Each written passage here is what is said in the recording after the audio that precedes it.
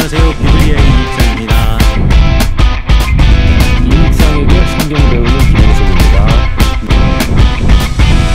대타로 투입된 이지은입니다. 여기도 보시면은 나시린 교리가 나와 있어요. 이 여인이 그 남자 신경 쓰지 마라. 이런 언제 가면 다 볼 수 있는 그런 한조 같은 자기 반성은 매우 훌륭한 거 아닙니까? 네, 안녕하세요. 비블리아의 이익상입니다. 네, 김영석입니다. 예, 오래간만에 만났습니다. 잘 지내셨습니까? 잘 지냈죠. 오래간만에 만났지만 사실 우리 어제 만났으니까. 그러니까. 네. 그리고 오늘 다시 또 만나가지고 드디어 이제 또 녹음. 우리가 이제 민수기 시작하네요. 기다렸습니다. 예, 벌써 이래. 저도 오경이 너무 좋아요. 그래서 오경 할 때가 제일 행복한데, 이렇게 준비할 게 많지도 않고. 아니, 준비 안 하고 방송한다고 그런 걸 지금. 아니, 그러니까 준비 전혀 안 하는 건 아닌데, 준비할 게 아주 많지 않다. 예, 알겠습니다. 그래, 여유가 있다. 그래서 이제 민수기 방송 우리가 쭉쭉쭉쭉 이제 뽑아서 나가야 되지 않을까 싶습니다. 우리가 시간 없으니까 빨리빨리 또 이제 시작을 해야겠죠. 오늘 먼저 댓글 소개. 진짜 지난번에 우리 에스더서 녹음 이제 끝나고 나서 방송 업로드 했는데, 에스더서 아주 반응 좋은 것 같아요. 예, 에스더서를 또 재미있게 볼 수 있어서 사람들이 주변에서 다들 좋다 이렇게 말씀해 주셨는데, 또 댓글은 안 달아놓더라. 예, 그래서 여러분들. 질문이 없다 이거야. 그래. 워낙에 설명이 깔끔했기 때문에 질문 자체가 필요가 없지 않았던가. 우리끼리 스스로 다 질문도 하고 답도 하고 그래서. 우리 이번에 민수기도 그렇게 좀 깔끔하게 방송을 하면 참 좋을 것 같은데, 이게 민수기가 또 생각보다, 이게 굳이 또 쉽게 하려 그러면 민수기가 별로 할 게 없잖아요. 그렇죠? 그렇죠. 뭐 1장 2장 가면서 계속 사람 이름 나오고, 그다음에 앞에 레위기에서 했던 얘기 또 하고 뭐 이러기 때문에 사실 또 생각해 보면 할 게 없지만 또 할 게 없어도 그게 너무 쉽게 가면은 또 이게 밸런스가 안 맞으니까 할 얘기를 또 만들어내고 찾아내야겠죠. 그러니까 저도 그게 궁금해서 여기서 뭔 얘기를 하는 거예요? 그러니까 말이야. 이게 이제 몇 개의 중요한 사건들이 이제 있긴 있지만, 예, 맞아요. 그것만 다룰 수는 없는 거고. 맞아요. 이게 참 그래서 궁금하다 하고 지금 찾아온 겁니다. 예. 제가 찾아왔다고 얘기하면 안 되고 이익상 목사님이 찾아온 거죠. 요즘에 우리 이익상 목사님 공사가 다 망하셔가지고. 망했다고? 아니. 본래는 제가 철원에 이제 찾아가서 거기서 녹음을 하는데, 오늘은 이익상 목사님이 친히 또 서울 한복판까지 와주셔가지고. 이게 도시의 스모그와 미세먼지가 이렇게 상쾌하고 좋을지 모르겠어요. 가끔 또 마셔줘야 돼. 그렇죠. 그럼. 사람이 너무 청정 환경에 있으면 그럼 면역 체계에 문제가 생겨. 우리가 다 먹어가지고 없애고 그러는 거야. 그렇지. 자, 이제 댓글 소개 우리 하도록 하겠습니다. IM 덩키님, 안녕하세요. 이익상 목사님 그리고 비블리아를 함께 섬겨주신 목사님들과 사모님께 문안 드립니다. 감사하단 말씀 드리고 싶어서 짧게 남깁니다. 제가 이번 사사기 강의 설교를 시작했습니다. 내가 왕이었습니다 책을 통해서 많은 도움을 받고 있습니다. 이 책을 통해 사사기에 관한 전체적인 방향성을 잡고 다른 여러 주석과 자료들을 통해 살을 붙여가다 보니 개인적으로 주시는 은혜가 넘칩니다. 지금 집필 중이신 레위기 책도 잘 마치셔서 한국교회에 힘을 보태어주시면 감사하겠습니다. 응원합니다. 라고 하면서 IM 덩키님이 스스로 목회자이심을 커밍아웃 하셨습니다. 너무 감사합니다. 댓글로 내가 왕이었습니다라는 책 내용이 가피풀 영상 강의에도 있고, 또 퐁당에서 요즘 사건 20일로 10회에 걸쳐서 15분 요약으로 방송도 하고 있어요. 맞아요. 예, 참조해 주시면 또 감사하겠다라고 제가 말씀드렸습니다. 같이 방송하시는 분이 유명한 진태현, 배우. 진태현 네. 님. 예, 그래가지고 보는 키가 진짜 크시더라고요. 그래요? 예. 그분이 운동도 열심히 하신다고 그러고 신앙이 예, 몸도 되게 새벽 기도 한답니다. 부부가 새벽 기도를 하루도 거르지 않고 특별한 일이 없는 이상, 촬영 스케줄이 없는 이상은 진짜 대단하신 분이죠. 근데 그 방송으로 보기에는 체격이 왜소해 보였는데 실제로 만나보니까 키가 훤칠하게 크시고 일단 제가 작기도 하지만 훤칠하게 크고 얼굴이 역시 작더라고요. 탤런트는 얼굴이 작아야 돼요. 작기만 한 게 아니고 잘생겼잖아. 그렇지. 근데 거기 비해서 내가 보름달만한 얼굴 갖다 들이대니까 그래서 일단 얼굴 크기가 차이가 나니까 전문가로 보이긴 합니다. 얘는 전문가여야 돼. 저 정도 크기면 전문가가 아니면 안 되는 수준이야. 아, 그렇지. 그렇지 않으면 화면에서 굳이 잡을 이유가 없는. 그렇지. 그래서 그 유튜브로 이게 오픈되지는 않더라고요. 퐁당 오리지널 해가지고 네. 퐁당이라는 게 CGN TV 안에서만 있는 거죠. 그렇죠. OTT 그러니까 넷플릭스처럼 어플을 다운받아가지고 거기서 봐야 되더라고요. 그리고 유튜브에는 5분 정도 그걸 또 잘라가지고 요약본으로만? 요약본으로 이렇게 올려놓더라고요. 요약도 아니고 중간에 한 부분을 잘라서 놓는 것 같아요. 그렇게 해가지고 한 2주 정도 이렇게 늦게 나오더라고요. 근데 뭐 그거 들으셔도 또 재밌기도 합니다. 제가 보기에도 역시 편집이다 방송은. 그 보면서 참 대단하신 분들이다라는 것을 알게 되었네요. 자, 이러면서 홍보 방송 했고, 네, 사북선녀님 방송에서 무슨 별별난 질문 죄송합니다. 여기 별별이라고 떠 있으니까 이게 뭔가 저기 핸드폰에서는 이게 제대로 나오나요? 글씨가?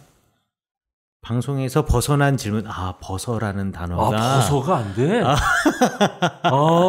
이게 XX로 나오는 거야? 여기서 별별 컴퓨터로? 이렇게 나와. 예. 방송에서 벗어난 질문에서 죄송합니다. 이전에. 이게 좀 웃긴다. 진짜, 아주 이거 걸러내는 시스템이 강력한데. 네. 이전에 거룩한 회복 탄력석 책을 추천해 주셔서 읽었는데 학술적으로 참 흥미롭게 읽었습니다. 그런데 그 책에서 사사기 5장에 등장하는 지파 목록을 시작으로 여러 가지 예를 들어서 유다 왕국과 이스라엘 왕국이 서로 기원이 다른 두 나라로 설명하고 이스라엘 왕국이 망한 이후 유다가 여호와 하나님 신앙과 이스라엘 역사까지 가져왔다고 말합니다. 굉장히 설득력 있게 들리는데 이에 대한 추가적인 설명이나 다른 해석 등을 부탁드려도 될까요? 라고 물어보셨습니다. 궁금하네요, 진짜. 네, 이거는 뭐 제가 지금 처음 이 댓글을 읽어가지고 미리 그 책을 또 읽은 게 제 기억이 안 나가지고 정확하게 제가 그 책에 있는 워딩은 이야기할 수 없지만 뭐 이렇게 이야기하는 게 전통적으로 이런 얘기 많이 했어요. 그래서 남왕국 이스라엘과 북왕국 유다가 한 지파 동맹체였는데 분열했다라는 설이 있고 남왕국 이스라엘과 북왕국 유다요? 듣다 보니 이 사람 지금 아침부터 잠이 덜 깼어. 그러니까. 잠이 덜 깼어. 예, 남쪽 유다와 북쪽 이스라엘. 야, 이걸 편집도 못하겠네. 남쪽 유다와 북왕국 이스라엘이 이제 같은 12지파 공동체. 우리 학교 다닐 때 이거 인보 공동체라고 이렇게 배웠던 기억이 나요. 네. 무슨 말인지 나는 인보 공동체라는 말이 무슨 뜻인지도 몰라. 그냥 그렇게 외웠지. 하여간에 12개의 독립적인 지파가 하나로 묶여진 여러 개의 부족들이 서로 독립적인 부족들이 하나의 나라를 이루고 살아가는 이 공동체 그리고 이렇게 나라를 만들어 나가는 이런 공동체 모습이 아니었겠는가라고 이야기하는 것이 뭐 일반적으로 인류 역사라든가 또 인류 문화라든가 역사를 연구하는 사람들의 아주 보편적인 이야기예요. 그래서 이스라엘 역시도 12개의 독립된 지파가 하나의 국가를 이루게 되었다. 라고 말하는 사람이 있고 아니다. 야곱의 아들들 12명의 아들들이 독립적인 지파를 이루고 있다가 그리고 그 둘이 분열이 되었다. 그러니까 분열이냐 연합이냐. 그래서 서로 다른 관점을 가지고 있다. 그런데 성경에 보면 서로 연합한 역사에 대해서는 야곱의 아들들 거기서 나오는 야곱의 이야기밖에 없고 그 얘기 끝나고 나면 그 다음부터는 다 분열의 역사예요. 그리고 분열된 역사이고 그게 이제 솔로몬 시대 이후로부터 시작을 해가지고 신약 시대에 이르기까지 북쪽 왕국은 사마리아 사람들이잖아요. 또 갈릴리 사람들이고 그러니까 신약 시대에 이르기까지 연합되어 있었던 때보다 분열되어 있을 때가 훨씬 더 길어요. 그렇기 때문에 애초부터 그 둘은 서로 독립적인 서로 다른 정치 체제 내지는 뭐 민족적인 구성이라고까지 나가는 사람들도 있고요. 이 사람들이 연합하여 있다가 잠시 연합하였다가 다시 분열된 역사이다라고 이제 이야기하는 것이 많은 학자들이 이야기하는 이야기이죠. 그래서 거룩한 회복 탄력성에서 말씀하시는 그 내용도 소개하고 있는 내용도 이제 그런 거다라고 생각하시면 되겠고, 그리고 이러다가 여호와 하나님 신앙과 이스라엘의 역사까지 유다가 전부 다 흡수하게 되었다. 이것이 결정적인 계기가 된 것은 북왕국의 멸망과 그리고 그 북왕국에서 이주해서 유다로 내려온 사람들. 그래서 요 시기를 갖다가 히스기야 왕부터 요시야 왕의 시기 사이라고 생각을 하죠. 그 100년간의 시기를 갖다 프리듀트로노미스트가 활동하던 시대였다라고 이야기하거든요. 그래서 그 프리듀트로노미스트의 시대를 강조하면서 아마 요 거룩한 회복 탄력성에서는 요 이론을 좀 소개하지 않았던가라고 추측을 해봅니다. 목사님이신가? 사북선유님 그러시지 않을까요? 네. 뭔가 뜻이 있는 것 같은데 사북선유. 제 기억으로 지난번에 사북선유님이 누군지 저한테 말씀을 해주셨던 것 같아요. 근데 제가 기억이 안 나죠? 까먹었어. 아, 요즘 그래. 괜찮아. 작년에 우리 교회를 방문한 선교사님이 계셨는데 지난주에 오셔서 설교를 했어요. 그래서 우리 교회 처음 오시죠 했더니만 작년에 왔잖아요. 야, 그것도 작년에 어머니를 모시고 왔었대. 야, 근데 전혀 기억이 안 나는 거예요. 미치겠는 거예요, 이게. 그렇습니다. 아이고. 한 번씩 이게 수술대에 올라갈 때 내려올 때마다 정신이 나가는 것 같습니다. 자, 단디하자 0928님, 이익상 목사님 몸 쾌유하시길 빕니다. 에스더에 대한 고정관념을 매 회 때마다 깨주시네요. 노팅하면서 감사히 방송 잘 듣고 있습니다. 감사합니다. 수술 얘기를 안 했네요. 안 했나? 네. 하지 않았나? 언제 했어요? 언젠가. 안 했다니까. 우리 마지막 방송하다가 바로 그랬나? 병원을 끌려왔잖아요. 그런가?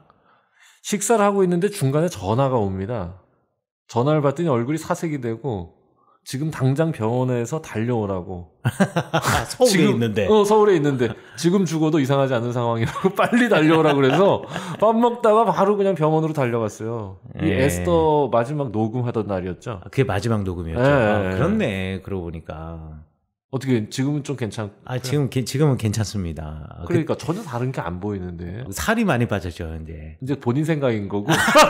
아니 보기에는 허리띠가 한 칸이 줄어들었어. 허리띠가 한 칸이 줄어들었어. 그러면 뭐 그 정도는 인정. 그럼 3칸 정도 줄어들면 그때 내가 인정해 줄게요. 그래. 지금 제가 살 이제 5kg, 6kg 가까이 지금 빠졌고. 많이 뺐네. 네, 앞으로 10kg 더 빼야 된대요. 살을 빼는 게 건강에 제일 그렇죠. 좋은 거죠. 건강이 지금 제일 상황에서는. 지금 상황에서. 심장의 혈관 기형. 혈관 기형이라기보다는 그냥 뭐 유전적으로 혈관이 이게 거기 혈관에 뭐가 생겨가지고 이렇게 불어나서 이 혈관을 이렇게 누르는, 막히는. 혈관이 막히는. 그러니까 뭐 그게 그거죠. 뭐 그게 이제 뇌에 생기면 모야모야한 거고 심장에 생기면 이제 그런 이거 그거 모야모야 이거 그럼 모야모야 이거고요? 그렇지. 일단 이거 병에 걸리신 그렇지. 익상 목사님 지금은 건강해 보입니다. 겉으로는. 지금 이제 걸어도 숨도 안 차고 가슴도 안 따갑고 좋습니다. 그 가슴이 따갑다고. 맞아요. 가슴이 따가웠는데 이제 가슴 따가운 게 없네요. 너무 좋아요. 가슴이 따가우신 분들은 심장에 문제가 있는 거니까 바로 병원에 가셔서 꼭 CT 찍어줘 보시기 바라겠습니다. 근데 이게 살이 빠지고 나니까 체력이 같이 떨어지는 것 같아. 그래? 왜 일반적으로 이제 살이 빠지면 체력이 올라오는데? 고기를 안 먹어서 그런가? 고기를 먹지 말라 그랬으니까 고기를 못 먹네. 아이고. 먹더라도 이렇게 그 수육처럼 물에 삶은 거, 기름기 없는 거. 이런 것만 먹으라고 해서 아이고 얼른 회복하시고 빨리 가겠습니다. 기름기 있는 고기 먹을 날을 기다리겠습니다. 그러고 보니까 지난번 에스더 방송이 저의 그 마지막 뭐라 그래요? 유작? 뭐 유작이요? 뭐 유작 같은 소리 하고 있어. 이 될 뻔했네. 그렇지. 저 깜짝 놀랐습니다. 민수기부터는 이제 새로운 마음으로 다시 태어난 마음으로 시작해 보도록 하겠습니다. 자, 머신건 프리처님. 이익상 목사님의 쾌유와 회복을 위해서 기도했습니다. 감사합니다. 너무 무리하지 마시길 바라는 마음입니다. 그런데 방송에서 얘기를 안 했는데 여기 댓글을 다시는 거 보면 저랑 페이스북 다 친구분들이세요. 페이스북에서 정말 평소에는 제가 뭐 글 올리면은 뭐 좋아요만 한 50개, 60개 이 정도 찍히거든요. 근데 그때는 막 200개 넘게 이렇게 하니까 너무 감사하더라고요. 댓글도 엄청 달리고 다 걱정하고 있는 거예요. 아유, 깜짝 놀란 감사합니다. 이 방송을 통해서 관심 주시고 또 댓글 해주시고 또 메시지 주시고 전화 주신 모든 분들께 감사드립니다. 너무 무리하지 마시길 바라는 마음입니다. 비블리아 사이트는 일찍 알았지만 팟캐스트는 본격적으로 듣기 시작한 지 얼마 안 됐는데 정말 큰 유익을 얻고 있습니다. 이번 주일부터 한 달간 가정의 달을 맞이해서 사무엘상 1, 2장을 강해하는데 그렇죠. 사무엘상 1, 2장 이건 괜찮죠. 사무엘 상하를 하시면 안 돼요. 그러면 교인들이 충격받으시기 때문에 성도님들께 사무엘 개간과 1, 2장 유튜브 링크를 공유해 드렸습니다. 광고 시간에 팟빵도 추천해 드릴 예정이고요. 저희 교회 가족들도 제 설교로 미처 다 전할 수 없는 깊은 이야기와 감동들을 비블리아 방송을 통해 들으실 수 있고 예배 후 나눔도 더 풍성해질 것 같아 감사하고 행복하네요. 다시 한번 진심으로 감사합니다. 라고 댓글을 남겨주셨습니다. 너무 감사합니다. 교인들에게 방송 링크를 이렇게 걸어주셨다는 것만 해도 이게 얼마나 감사한 일인지 모르겠습니다. 그렇죠. 우리의 방송이 위험하지 않다고 생각하시는 거죠. 그렇지. 그렇지. 우리가 위험하진 않아요. 그래, 위험한 방송은 아니야. 네, 오히려 이제 그렇죠. 오히려 왜 말을 왜 청취자 비하 발언 하려고 그랬지. 아니 무슨 청취자 비하 발언이야. 그래 알았어요. 네. 자, 모일회 구루무님, 목사님 잘 계시죠? 오래간만에 댓글 남깁니다. 열심히 반복 청취 중입니다. 다윗과 바세바 이야기를 듣다가 이스라엘 고엘 제도가 생각이 나서요. 성경에는 우리아에게 가족, 남자 형제 얘기가 없어서 그런 건가요? 만약에 우리 아이 남자 형제가 있었으면 바세바를 거둬주는 건가요? 아니면 이미 다른 남자의 아이를 가졌기 때문에 범죄했기에 바세바는 고엘 제도에서 벗어났기 때문에 다윗이 데려갈 수 있었던 건가요? 어차피 소문이 다 나서 다윗과 동침으로 생겨난 아이이기 때문에 다른 사람이 데려가지 않았나요? 궁금합니다. 질문 정말 좋은 질문이신데 이건 저도 잘 모르겠어요. 정말 고엘 제도를 우리가 따랐다 이렇게 한다면 이 우리아의 형제가 우리아가 죽고 난 다음에 그야말로 이제 바세바를 통하여서 그 가문을 이을 수 있었겠죠. 그런데 그런 이야기들이 성경에 없고 다윗과 함께 새로운 가정을 이루잖아요. 또 사실 또 다윗과 바세바의 이야기는 온 성에 다 퍼졌을 것이고 아마 우리 모일레 구루님 상상하신 것처럼 어차피 소문 다 나서 사람들이 어떻게 할 수 없었다 뭐 이렇게 추측해 볼 수도 있을 것 같고 그 다음에 뭐 고엘 제도를 지켜야 했으나 남자 형제가 없어서 다윗이 데려왔다 뭐 이렇게 상상했을 수도 있을 것 같은데 성경에 나와 있지 않기 때문에 제가 확답은 못 하겠습니다.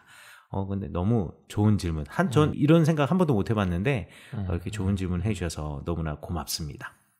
자, 그리고 난 다음에, 우리 페북을 통해서 또 메시지로 질문해 주신 분이 계세요. 오래간만에 또 페북 메시지, 너무나 반가운 목사님께서 해주셨기 때문에 제가 소개해드리는데, 웬만하면 팟빵에다가 제가 부탁을 드리도록 하겠습니다. 목사님 안녕하세요. 잘 지내고 계시죠? 다름이 아니라 질문이 있어서 메시지 드립니다. 질문은 유대교의 10계명이 궁금해서 인터넷에 검색해보니 위키는 유대교와 개신교 10계명이 구분이 똑같다고 하고 두란노 목회와 신학 강사문 교수님은 10계명 서문이 1계명이고 2계명은 개신교 1, 2계명을 합쳐서 2계명이라는 글도 있더라고요. 목사님께서 잘 아실 것 같아서 문의를 드립니다. 유대교 10계명 구분이 어떻게 되는지 알 수 있을까요? 라고 질문해 주셨습니다. 이것도 정말 좋은 질문입니다. 아마 사람들은 한 번도 이거에 대해서 궁금해하지도 않을 것 같아요. 근데 10계명이라고 하는 그 구분의 그 역사 있잖아요. 10계명 구분이 어떻게 되느냐의 이 역사는 이거는요, 몇백 년의 역사를 가지고 있습니다. 우리가 쉽게 말해서 10계명 이렇게 하지만 이 10계명을 어떻게 구분하느냐도 학자들 사이에서도 논쟁적이에요. 그래서 어떤 사람은 10계명이다라고 말하는 사람이 있고 좀 오래되긴 했지만 100년 전의 사람이긴 하지만 제 기억으로 라바스트라고 하는 학자인데 그 라바스트는 10계명이 아니라 12계명이라고 이야기를 해요. 12계명이라고 이제 하는 이유는 이제 뭐 자세한 얘기는 생략. 그래서 뭐 두 개를 더 넣어야 될 텐데 그러면? 그렇죠. 뭘 어디서 빼? 뭐 여기서 빼기 빼는 게 아니라 더 어떻게 더 집어넣어? 히브리어의 음률이 있잖아요. 네. 예를 들어서 이제 로 따다다다, 로 따다다다, 뭐 로 티르자, 네, 뭐 이런 식으로 해가지고 뭐뭐 하지 말라 해서 로로 시작이 되거든요. 이 로로 시작되는 운율을 따라가다 보면 10개 넘어요. 10개가 넘기 때문에 이걸 갖다 쭉 분류를 해서 12개를 만들어 놓은 12계명으로 만들어 놓은 사람도 있어요. 그래서 10계명 연구사에서 제일 흥미로운 부분 중에 하나가 또 12계명이기도 해요. 그렇게 나누어 놓는 거. 그래가지고 이 10계명의 구분 자체도 학자들 사이에서 대단히 논쟁적이고, 또 10계명, 이렇게 교단이라고 말하기엔 좀 그렇고, 전통에 따라서 10계명의 구분이 다 달라요. 우리 여기 이세준 목사님께서는 유대교와 우리 개신교가, 기독교가 다르지 않나요? 이렇게 물어보셨는데, 실제로 개신교 10계명하고요, 유대교 10계명하고요, 캐톨릭의 10계명도 달라요. 우리 기독교 안에서도 캐톨릭 10계명하고 개신교 10계명이 서로 달라요. 근데 우리는 잘 모르죠. 우리 뭐 캐톨릭에 대해서 잘 모르니까. 그래서 이 10계명의 구분이 분명히 다른데, 위키페디아에서는 뭐 유대교나 개신교나 10계명이 같다라고 이야기를 하고 있는데 그건 맞지 않고요. 우리 강사문 교수님께서 말씀하신 게 맞아요. 유대교의 10계명하고 개신교의 10계명, 캐톨릭의 10계명이 다른데, 제가 뭐 이참에 그래서 그냥 유대교의 10계명하고 개신교, 캐톨릭의 10계명을 좀 비교해 드리면 좋겠다. 예, 싶어가지고 일단 개신교 10계명 첫 번째, 내 앞에 다른 신을 두지 말라. 이게 우리 시작하잖아요. 근데 성경 말씀에 보면 그 앞에 이제 10계명이 들어가기 전에 서문이 있어요. 그래서 나는 너의 하나님, 이집트로부터 네 노예 생활을 하고 있었던, 강제 노역을 하고 있던 너희들을 구출해낸, 이집트로부터 내가 인도해낸 너의 하나님이다라는 말이 있어요. 그게 1계명이에요. 유대교에서는. 그게 제일 중요한 1계명이에요. 내가 너의 그게 왜 하나님이야. 계명이야? 예? 계명이라 그러면 이제 커맨먼트가 돼야 되는데. 이야, 진짜. 그거 그냥 서술이지. 너무 좋아요. 그래서 그거는 이제 우리가 생각하기에는 네. 10계명의 대전제다. 네. 그러니까 단말 말고 네. 살아라. 이제 이런 의미죠. 내가 너희를 구출해낸 여호와다. 이게 모든 10계명의 대전제로서 우리는 인식하고 있었습니다. 예. 그런데 예. 그거를 계명이라 하니까 계명이란 말 자체하고 이게 안 맞잖아. 그렇죠. 예, 맞아요. 진짜 좋은 이야기입니다. 우리가 10계명이라고 이야기를 하잖아요. 근데 히브리어로는 그걸 갖다가 아세렛 하디브롯이라고 이야기를 해요. 이게 뭐냐면 10개의 말씀이에요. 10 commandment가 아니라 10 words예요. 그러니까 계명하면 그야말로 뭐뭐 하지 마라, 뭐뭐 해라, 이런 얘기가 나와야지 계명에 속할 텐데, 어떻게 유대교인들은 내가 너희를 이집트에서 인도해낸 너희 하나님이다가 10계명에 들어갈 수 있냐라고 질문할 수밖에 없는 거죠. 그런데 실제로 10계명이라고 우리는 번역을 해놓고, 또 영어로도 10 commandment라고 이야기를 하지만, 유대교에서 히브리어로는 이거를 10개의 말씀들이라고 이야기를 한다. 좋습니다. 예. 그래서 유대인들은 제1계명이 내가 너의 하나님이다. 이게 제일 처음 1계명이에요. 그리고 개신교에서는 두 번째 계명, 1계명이 내 이외에 다른 신을 두지 말라. 내 앞에 다른 신을 두지 말라. 그리고 두 번째 계명이 어떤 형상이나 이런 거 만들지 말고 그것을 절하지 말라. 근데 유대교에서는 이 개신교에서 말하는 이 첫 번째 계명과 두 번째 계명은 똑같은 말 아니냐. 나 이외에 다른 신을 주려면 우상 만들어야 되잖아요. 저도 늘 그 생각을 했고, 이게 그거 설교하려고 나누다 보면은 설교가 겹치지? 애매하는 거야. 애매한 거야. 이게 지금, 이게 개념적으로. 이게 지금 붙어야 되는데. 예, 그렇죠. 예. 붙여놔도 전혀 문제가 안 되는. 맞습니다. 그래서 다른 것들은 다 떨어집니다. 이게 10개가 다 떨어지는데, 1, 2가 붙어요. 3, 4도 괜찮습니다. 3, 4도 뭐 내 이런 망령되게 하고 안식일, 요거는 이제 그냥 다 구분이 되는데, 1, 2가 문제였어요. 그렇죠. 그래서 유대교의 10계명에서는 그 두 개가 붙어 있어요. 그렇구나. 이거 재밌다. 그래서 두 개를 붙여놓고 그를 두 번째 계명이다 하고, 세 번째, 네 번째, 다섯 번째, 여섯 번째, 일곱 번째, 여덟 번째, 아홉 번째, 그리고 열 번째 계명 다 똑같아요. 그 뒤로. 그렇지. 그거는 짧게 다 끊겨 나오니까. 그렇죠. 그래가지고 그 뒤에는 유대교와 개신교가 다 똑같은데 이 앞에 차이가 어디서 나느냐? 1, 2. 1, 2. 여기서 차이가 난다. 이렇게 생각하시면 될 것 같아요. 그 다음에 캐톨릭은 또 달라요. 어떻게 이걸 다르게 성경에 기록되어 있는데 어떻게 이걸 다르게 합니까? 구분을 다르게 해놨어요. 어떻게 그래서 첫 번째 계명이 뭐냐면 유대교의 계명은 내가 너의 하나님이다. 그렇죠? 내가 너를 인도해낸 이집트에서 구출해낸 하나님이다. 그리고 두 번째 계명이 나 위에 다른 신을 두지 말고 어떤 우상도 만들지 말고 그에 절하지 말아라. 이게 두 번째 개념이라 그랬잖아요. 그런데 캐톨릭에서는 첫 번째 계명이 뭐냐면 내가 너의 하나님이다. 그러니 다른 신을 내 앞에 두지 말아라. 영의를 붙였구만. 아, 그렇지. 예, 영의를 붙여놨어요. 그게 첫 번째 개념이에요. 예, 재밌죠? 영의를 붙여놓고 그 다음에 두 번째 계명이 뭐냐면 내 이름을 망령되이 일컫지 말라예요. 왜 세 번째로 가요? 두 번째 어디 갔어? 내가 너의 하나님이다. 그러니까 내 앞에 다른 신을 두지 말라. 그게 1. 그래서 우상도 만들지 말고 그리고 그에 절하지 말라. 이거 뭉뚱거려서 하나예요. 그게 1이에요? 예. 2가 그러면 내 이름을 망령되이 일컫지 말라. 그렇죠. 그리고 3이 안식일을 거룩하게 지켜라. 그 다음에 네 번째가 부모를 공경해라. 그 다음에 살인하지 말라, 간음하지 말라, 도적지 말지 말라. 이 뒤에는 똑같다가 맨 마지막에 어디서 차이가 나느냐. 뒤에서 우리는 9번째 계명이 거짓 증언하지 말라잖아요. 네. 그러니까 하나씩 땡겨졌으니까 8번째가 거짓 증언하지 말라가 네. 되겠죠. 그리고 우리 10번째 보면은 내 이웃의 집을 탐하지도 말고 그리고 내 이웃의 아내를 탐하지도 말라. 이게 우리 10번째 계명이란 말이에요. 그렇죠. 내 이웃의 소유를 탐내지 말라. 그렇죠. 그렇죠.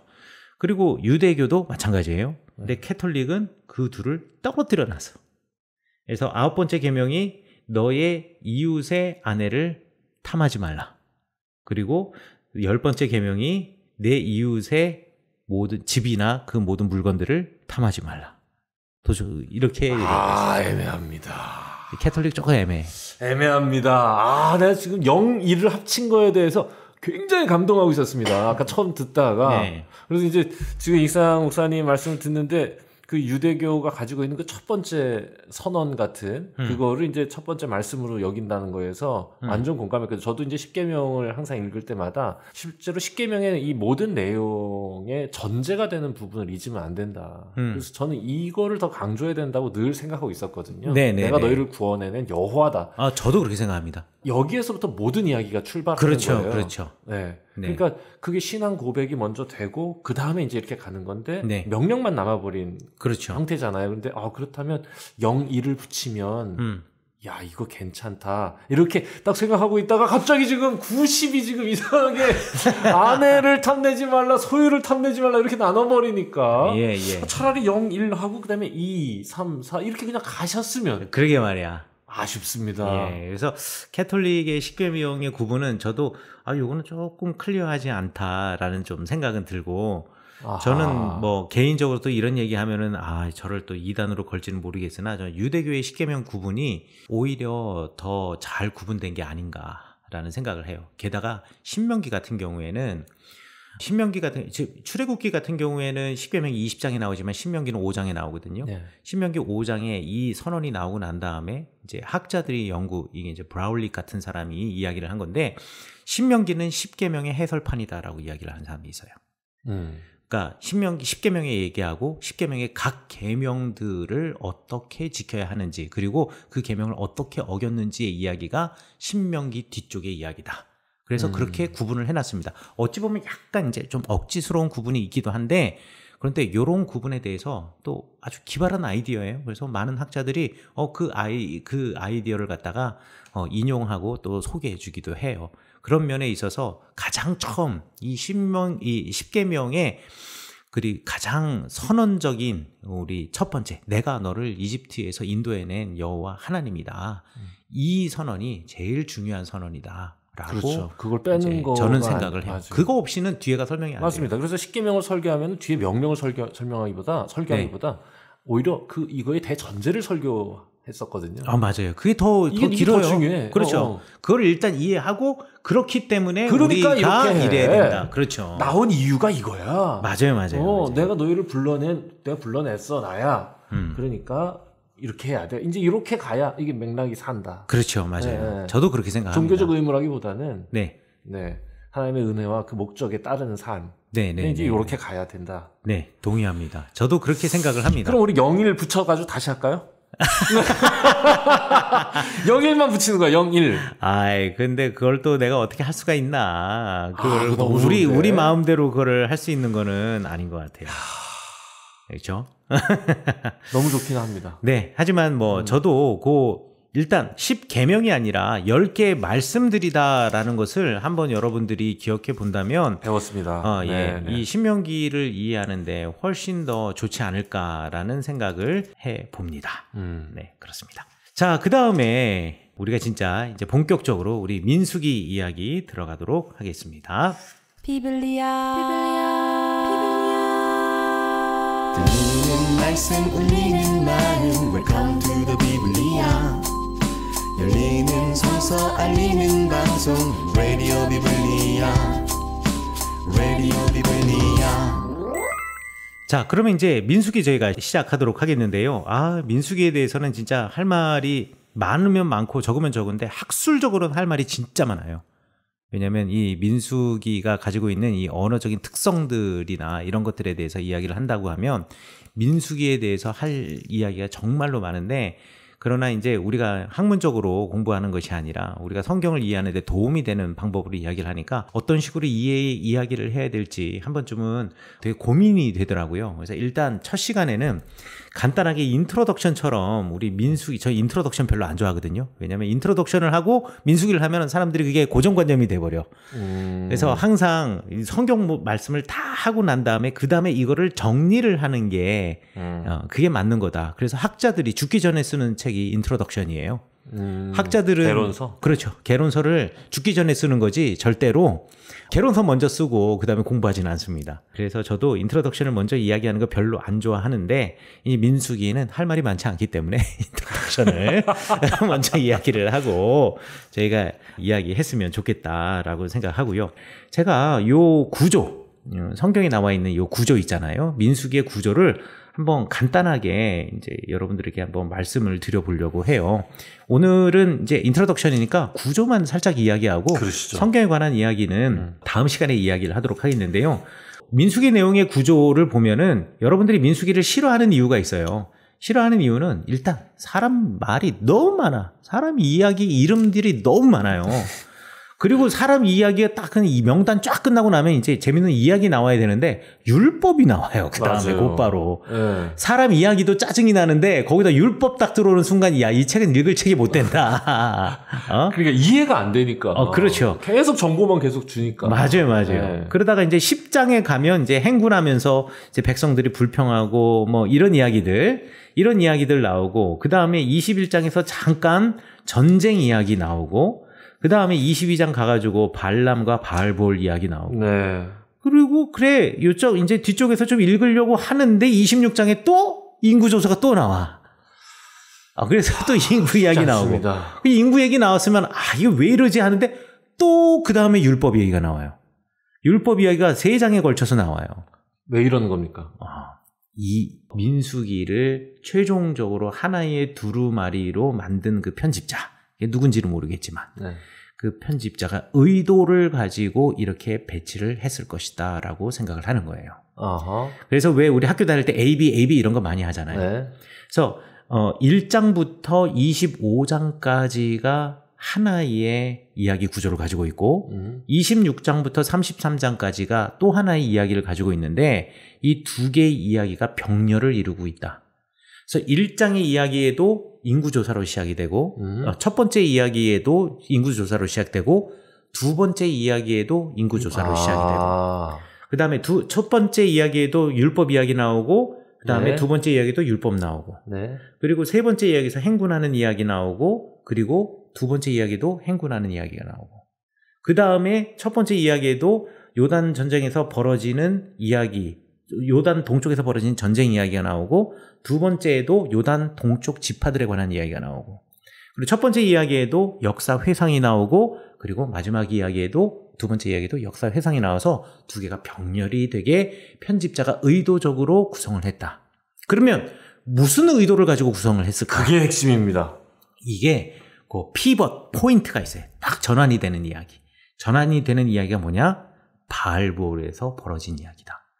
바알보올에서 벌어진 사건 이야기. 그 바알보올에서 벌어진 사건 이야기는 우리가 이제 25장 이야기를 하면서 할 텐데, 바알보올에서 이방인 여인들과 서로 통혼하고 그 다음에 이 우상 숭배를 하고 이러면서 출애굽 1세대들이 전부 다 죽어요. 그리고 새로운 세대가 시작이 되는 거예요. 자, 이 민수기의 1장은 광야에서 이제 본격적인 행군, 시내산을 이제 떠나서 본격적인 광야의 행군을 시작을 하면서, 야, 우리 몇 명인지 확인해봐 라고 하는 이야기라고 한다면 26장의 이야기는 이제 1세대 다 죽었잖아요. 남은 놈 몇 놈인지 세봐. 그렇지. 남은 사람 몇 명인지 세봐. 이거예요. 이렇게 하고 시작을 한다라는 거예요. 다음 세대. 그렇죠. 다음 세대 이야기. 오케이. 그러니까 민수기는 9세대와 다음 세대의 그 체인지가 되는 그 역사 이야기. 새로운 세대가 어떻게 시작이 됐는가. 새로운 시대가 왜 시작이 되었는가. 이거를 말해주고 싶은 거예요. 그리고 그렇다면 우리의 세대는 9세대에 속하는가, 새로운 시대에 속하는가. 만약에 우리가 삶을 바라볼 때 9세대와 같다면 우리는 어떻게 다시 새롭게 시작할 수 있겠는가. 이것을 갖다가 가르쳐주고 싶은 거예요. 그래서 저는 뭘 가르쳐주는 얘기 같지는 않은데 이게 그렇게 가르쳐주는 얘기. 뭘 가르쳐줘요? 예, 그래서 저는 이 민수기에 굳이 별명을 붙이고자 한다면, 네. 아무도 그런 얘기 안 했지만 저 혼자 붙이는 별명이에요. 아브 이니시오, 라틴어로 아브 이니시오라고 하는 게, 왜 우리 잘 알고 있는 거죠. 아드 폰테스. 이건 우리 뭐 그 처음부터 근본부터 시작하자. 우리가 아주 유명한 이야기잖아요. 그런데 저는 이 이야기를 아브 이니시오라는 말은 영어로 굳이 번역하면 from the beginning, 처음부터 다시 시작. 그러니까 우리 인생이 헝클어짐이 있다고 한다면 이 헝클어짐을 대충 바늘로 꼬매는 게 아니라 새 포도주는 새 부대에서 완전히 과거는 버리고 새롭게 시작하는 세대의 시작을 알리는 민수기. 처음부터 다시 시작. 책 제목 나왔어. 네. 자, 민수기 책 제목 나왔어. 처음부터 다시 시작. 요거로 갑니다. 예. 그게 저는 민수기가 가르쳐주고자 하는 메시지의 핵심이다라고 저는 생각을 해요. 그러니까 이스라엘이 뭔가 의지를 가지고 시작했다는 의미보다는 하나님께서 이스라엘을 새롭게 시작하신다. 그렇죠. 그런 의미겠죠. 그렇죠. 하나님께서 이스라엘을 새롭게 시작하시고 그리고 우리도 새롭게 시작한다. 우리도 새롭게 시작해야만 해요. 그렇죠. 그러니까 이제 그 메시지를 주시는 거잖아요. 네, 그래서 예를 들어서 출애굽 첫 번째 이야기에서 이제 1장부터 이제 25장까지 벌어지는 이야기에서는 첫 번째 인구 조사하고 난 다음에 율법 규정 이야기한 다음에 행군을 하거든요. 행군을 하면서 백성들이 불평하고 그리고 하나님을 원망해요. 그럴 때 무리바 그거 나오고 그렇죠. 그런 이야기 나오고 뭐 스파이 이야기 나오고 그러잖아요. 예. 그래서 불평하고 하나님이 징벌하시잖아요. 네. 그런데 두 번째 이야기에서는 행군을 하면서 그다음부터 계속 전쟁 승리 이야기만 나와요. From the beginning. 다시 시작한 시작해서 새롭게 다시 시작한 세대가 과거의 세대와 전혀 다른 삶을 사는 거 아니에요. 인생이란 건 결국 똑같아. 하지만 다시 시작하면서 하나님의 말씀과 그 율법에서 다시 시작한 그 새 세대를 봐라. 과거의 세대는 그 율법을 줬으나 그 율법을 지키지 않았고 하나님이 함께 했으나 하나님 없는 사람처럼 살았을 때는 불평하고 하나님으로부터 징벌받았지만 새로운 세대는 하나님과 동행하니 결국 승리하지 않더냐. 라는 것을 이야기하고 요단 동쪽에서 벌어진 많은 전쟁들로 힘들어 하는데 요단 동쪽에서 지파들이 그곳에 정착하게 되고 그곳을 하나님의 땅으로 만들어내라는 이 이야기들. 이 이야기들을 하면서 이 민수기는 새롭게 시작하는 시대, 우리가 새롭게 시작하려면 세대를 바꿔주는. 그렇죠. 원망 세대에서 전쟁 세대로. 그렇죠. 전쟁의 승리의 세대. 승리 세대로 갑시다. 다시 그렇죠. 바꿨어. 원망 세대. 원망 세대와 승리 세대의 비교다. 그렇죠. 그 전환에 무슨 일이 있었는지를 보여주고 하나님께서 아파하시는 게 뭔지를 그렇죠. 보여준 이야기다. 그렇죠. 그래서 이거 이렇게 하니까 또 감동이 되네요. 그래서 더 놀라운 사실은 뭐냐면, 그래서 여러분들은 세보지는 않았겠지만 거기 또 숫자에 대해 별로 관심이 없었지만 민수기 1장에 나오는 인구 개수의 수하고 네. 그리고 민수기 26장에 나오는 인구 개수의 수를 비교해 보잖아요. 네. 물론 디테일은 다르지만 다 60만이에요. 수는 맞췄어. 그렇지. 달라지진 않았다. 그렇죠. 하나님께서 그래서 다시 시작하는데 똑같이 시작하시는 거예요. 그 사람들을 데리고. 하나님께서 그럼 우리는 지금 다시 시작 안 하시려는 건가? 왜 이렇게 출산율을 떨어뜨려주는 거지? 우리는 지금 이제 내리막길을 걸어가고 있는 거예요. 이제 내리막길이 바닥을 치면 이제 올라가겠죠. 그래서 새로운 시작, 다시 세우는 율법에 관한 이야기가 민수기다라고 생각하면 그 관점에서 보면 또 은혜가 됩니다. 그렇죠. 네네네. 그렇죠. 그래서 이 민수기가 대단히 가치가 있다. 실은 이제 이런 가이드를 안 해주면 민수기를 읽을 가치를 못 느낍니다. 우리 같은 사람들은. 그렇죠. 네. 그런데 이렇게 의미 부여가 되니까 새겨 읽게 될 것 같아요. 너무 감사합니다. 이게 그 앞부분에 나오는 게 결국에 이제 그 가나안이 두려워서 못 들어가던 1세대 두려움과 원망으로 가득 찼던 그래서 실패했던 이제 실패 세대에 대한 그 모습들을 우리가 면면히 들여다볼 수 있는 기회가 될 것 같고 그리고 이제 그 이후에 이제 새롭게 태어난 세대들의 모습 속에서는 하나님께서 이 세대를 통해서 어떻게 목적하시고 뜻하신 바를 이뤄가시는가를 찾아갈 수 있을 것 같다. 예. 그러니까 이게 조금 이렇게 방향 제시가 되면 훨씬 더 성경을 읽기가 좋겠다는 생각이 확 듭니다. 예, 동의합니다. 그래서 제가 이 민수기에 관해서 기고했던 글이 있어요. 네. 그래서 책의 한 챕터로 민수기가 주는 메시지에 관한 걸 했는데 제가 그 결론 부분을 한번 읽어주세요. 읽어드리면서 이거 좀 끝냈으면 좋겠습니다. 뭐 자꾸 컴퓨터를 만지더라고. 예. 글 찾은 거예요. 그거 찾고 있었어요. 뭔가 좀 미리 준비해 와야 되는데 그러니까 여기서 얘기하다가 그걸 찾아. 네, 그렇습니다. 예, 그래서 제가 요거 한번 읽어드리면서 첫 시간을 좀 맞춰보도록 하겠습니다. 네. 여기 봐 소파 우리 집에 있어 의자로 소파로 침대로 여기 보는 편안해 여기 보러 힐링해 여기 보러 모두 행복해 여기 봐 민수기의 편집자 알이 설교자들에게 들려주는 교훈. 2세기 유대교 랍비인 아키바는 아가서와 민수기를 성경에서 가장 거룩한 책들이라고 불렀다. 아키바는 아가서에서 하나님과 이스라엘 사이의 관계를 목가적인 사랑 이야기로 그린 것에 대한 찬사를 보내는 한편 하나님과 인간 사이의 고통스러운 관계를 통해서 그려지는 하나님과 인간의 사랑 이야기의 또 다른 형태가 민수기라고 평가한다. 아키바의 눈에는 아름다운 미럴만이 사랑의 표현 방식이 아니라 부모가 자녀들의 현재와 미래를 위해서 자녀들을 꾸짖는 것을 사랑이라고 바라보았다. 출애굽의 한 세대를 광야에서 마치게 하고 새로운 세대를 일으켜 가나안으로 이끄는 과정은 단순히 세대 교체라는 이름으로 부르기에는 하나님에게나 사람들에게나 너무 고통스러운 일이었다. 하지만 민수기가 전하는 모든 이야기들이 하나님의 징벌이 아니라 하나님의 사랑이라는 것이 아키바의 성경 이해이다. 인구를 조사하는 이야기로부터 시작하여서 민수기 10장 10절까지의 이야기는 시내산으로부터 시작되는 이스라엘의 광야 생활에 대한 희망과 기대감을 은연중에 내비치고 있다. 이스라엘 인구 조사는 이스라엘 군대의 규모에 대한 조사였다. 60만 3,555명에 이르는 대군을 이끌고 진군해 나아갈 이스라엘의 앞길에는 그야말로 겁낼 것도 없었고 두려울 것도 없었다. 잘 짜여진 진영, 체계적인 군사조직, 그러나 제 아무리 막강한 군대를 가진 이스라엘이라고 할지라도 현실은 그들이 기대하는 것과는 완전히 달랐다. 마치 레위기에서 제사장의 위임식을 마친 후 기쁨에 술 취해서 하나님이 명령한 불이 아닌 다른 불을 가지고 분향을 하다가 죽은 나답과 아비후처럼 외부의 적으로부터 자신을 방어할 수 있는 막강한 군대를 가졌다라는 기쁨에 넘친 이스라엘은 외부의 적이 아닌 내분과 하나님에 대한 도전으로 무너졌기 때문이다.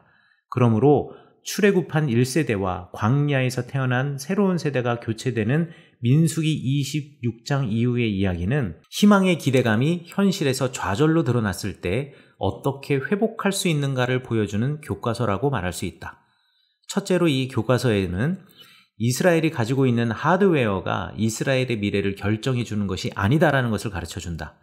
아무리 훌륭한 군대 조직 편성을 가지고 있을지라도 여전히 가지고 싶으나 가지지 못한 것들을 추구하는 불평, 하나님의 지도자에 대한 비방과 도전, 율법에 대한 불순종과 같은 것들이 하나님으로부터 징벌을 받는 빌미라는 것을 보여준다. 하나님의 구름이 성막에서 떠올랐을 때 이스라엘이 시내 광야에서 출발하기는 하였다. 그러나 이스라엘이 따랐던 것은 구름이었지만 그들이 의지했던 것은 군대였다. 결국 밤이 되면 이스라엘의 진영을 지키고 인도하던 낮의 구름과 같은 하나님의 불이 다베라에서는 이스라엘을 벌하는 불로 바뀌게 되었다. 두 번째로 이 교과서에서는 하나님의 계명과 율법을 지키는 것이 얼마나 중요한 것인가를 가르쳐준다. 불과 얼마 전에 시내산에서 하나님의 율법과 계명을 받고 성막을 세우고 제사장 위임식을 거행하고 군대를 조직할 때까지만 해도 앞으로 펼쳐질 광야에서의 삶은 희망 그 자체였다. 그러나 하나님으로부터 받은 계명과 율법을 지키지 않기 시작하면서 율법은 이스라엘 백성의 삶의 가이드라인이 아니라 올무가 되기 시작했다. 율법과 계명에서 금지한 이방 여인과의 결혼, 그리고 그 여인을 따라 시작하는 우상 숭배는 결국 출애굽 1세대가 광야에서 죽음을 맞이하고 갈렙과 여호수아를 제외한 출애굽 1세대의 아무도 약속의 땅 가나안 땅으로 들어가지 못하게 되는 원인이 되었다. 희망찬 시작과 암울한 현실의 괴리 사이에는 율법 준수의 문제가 자리 잡고 있다. 셋째로 이 교과서에서는 다시 시작하는 새 세대에게 필요한 것은 하나님의 계명과 율법을 다시 회복하는 것이었다. 성경에서는 거룩한 장소, 거룩한 사람, 거룩한 시간을 이야기하고 있다. 광야의 때의 거룩한 장소는 성막이고 거룩한 사람은 제사장이며 거룩한 시간은 안식일을 비롯한 하나님이 제정한 절기들이다. 출애굽한 이스라엘에게는 지리적으로는 시내산이라는 공간적인 배경 이후에 이미 하나님으로부터 설계도를 받아 만든 거룩한 성막이 있었고 그 성막에서 하나님의 제사를 드리는 거룩한 제사장이 있었다. 이 둘은 이미 존재하기 때문에 그 거룩함의 영역들에 대해서 새 세대가 알고 있는 바이다. 하나님은 이 새 세대에게 그들이 지켜야 할 거룩한 시간에 대해서 다시 한번 명령한다. 이미 이 거룩한 시간들에 대해서는 출애굽 1세대들에게 명령한 바가 있지만 유형의 장소와 사람과는 달리 이제부터 지켜야 할 무형의 거룩한 시간에 대해서 다시금 명령하심으로 그들이 철저하게 하나님의 계명과 율법에 의지하며 살 것을 요구한다. 이것은 새로운 세대가 자신들의 전 세대의 전철을 밟지 않는 유일한 길이었다. 하나님의 자녀로 살아가는 사람들도 어쩔 수 없이 겪는 어려움과 고통이 있다. 뜨거운 신앙과 경험 이후에 앞으로 펼쳐질 삶에 대한 희망과 기대도 잠시뿐 반복되는 죄의 굴레에서 벗어나지 못하고 그 안에서 죄를 짓고 살아가는 기독교인들, 그리고 꼭 죄라는 틀 안에서 정의할 수는 없지만 밑도 끝도 보이지 않는 추락의 경험을 하고 있는 현실 속에서 나의 의지와 기대와는 관계없이 실망과 실패 그리고 좌절이 반복된다. 오늘을 살아가는 기독교인들에게 광야의 민수기가 주는 대답은 ab initio, from the beginning이다. 이것은 광야에서 태어난 새로운 세대가 가나안 땅에 들어가기 위해서 그들을 준비시킨 하나님의 원리이다. 시내산에서 받은 율법과 하나님의 계명이 무너졌을 때 하나님은 대충 사람들을 꾸려 억지로 그들을 가나안 땅으로 끌고 가지 않으셨다. 하나님은 새로운 세대에게 마치 출애굽 1세대에게 하셨던 것처럼 율법과 계명을 주셨다. 하나님이 다시 준 율법과 계명은 이전 세대와 다른 것도 아니었다. 그럼에도 그들에게 다시 기억하게 하시고 다시 생각나게 하시는 것은 언제나 강조해도 지나치지 않는 이스라엘 백성들의 삶의 기본 원리이면서 동시에 매번 강조하지 않으면 금세 잊고 저버리는 것이기 때문이었다. 그도 그럴 것이 민수기뿐만 아니라 예언자들의 책들에 이르기까지 한결같이 지적하는 이스라엘의 문제는 하나님의 계명과 율법의 준수, 그것도 마음으로부터 우러나오는 율법에 근거한 삶의 모습이지 않았던가. 그러므로 민수기는 쓰러진 오늘의 교인들과 쓰러질 내일의 교인들에게 다시 처음으로 돌아가서 하나님의 백성된 삶의 원리인 하나님의 율법과 계명을 기억하라고 소리친다. 아, 좋아. 네, 이렇게 민수기의 인트로덕션, 개론에 대해서 여러분 잠시 이야기합니다. 이미 뭐 민수기 지금 책을 거의 뭐 쓰실 수 있는 모든 준비가 돼 있는 느낌이에요. 빨리 쓰세요. 왜 이래? 나 지금도 죽을 것 같아. 처음부터 다시 시작. 지금도 죽을 것 같아. 아, 이런 참. 지금도 죽을 것 같아. 지금 레위기 쓰고 있고 이제 곧 민수기 나올 것 같습니다. 아닙니다. 아, 좋습니다. 민수기 신명기 묶어서 내시면 어때? 민수기 신명기 또 민수기와 신명기가 1부 2부로 이렇게 해가지고 성격이 좀 달라서 그렇다고 그래도 그 책을 자꾸 여러 개 나누지 말고 그럼 민수기 너무 또 작아지는 거 아니야 책이? 좀 작아도 요즘은 네. 문고판 책들이 더 잘 팔리는 것 같더라고요. 시리즈로 사이즈 맞춰서 내셔야지. 창출 내민신 이거 지금 내야 되는 건데. 미치겠어요. 네, 그렇습니다. 오늘 그럼 여기까지 하도록 하죠. 네, 다음 주에 뵙겠습니다. 네, 감사합니다.